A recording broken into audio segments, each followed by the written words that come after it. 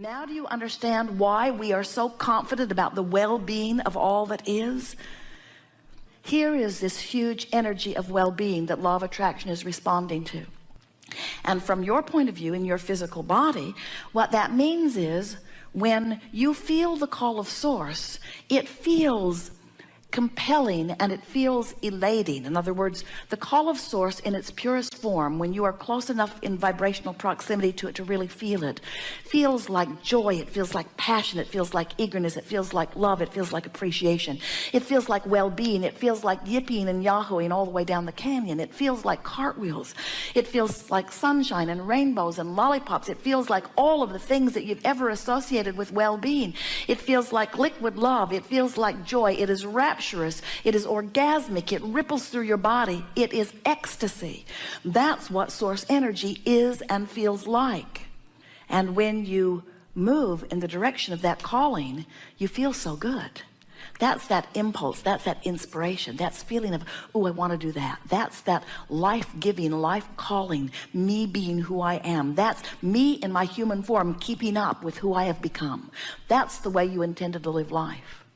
When you feel negative emotion, whether you call it frustration or overwhelmment, or something stronger like anger or rage or hate, or something stronger like disappointment or fear or depression, when you feel those negative emotions, what it always means is you're not letting yourself be you.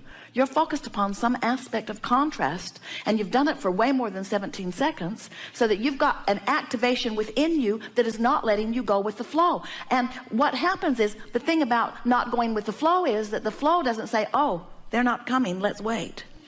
The flow keeps going because law of attraction is responding to the larger part of you. Jerry and Esther went whitewater rafting, and the man who was guiding their boat said, friends, this is not Disneyland, we cannot turn this river off.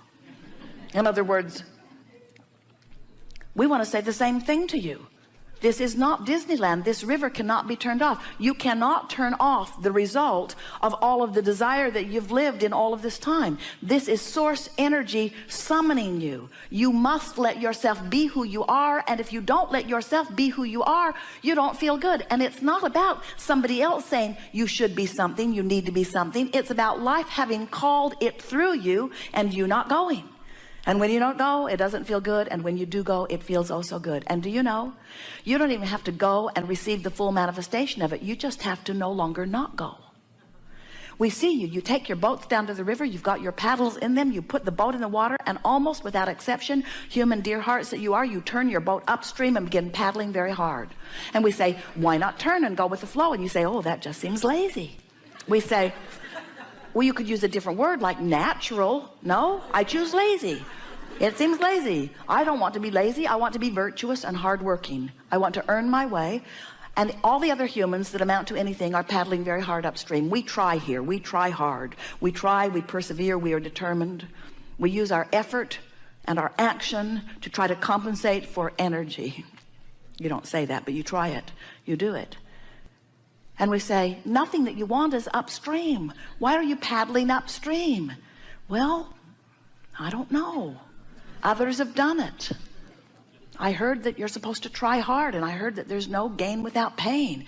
And I heard that the more you suffer, the greater your rewards are later. And we say, how can that be? How can something that feels so bad lead to something that is good? How can that be? Where do you get this stuff?